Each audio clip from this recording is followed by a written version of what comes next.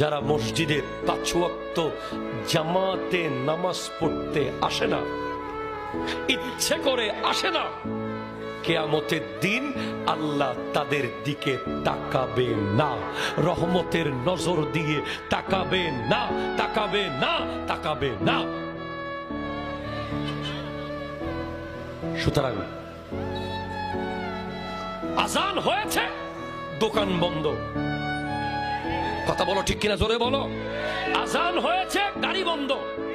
আজান হয়েছে, মোবাইল বন্ধ। আজান হয়েছে, বাইক স্টপ।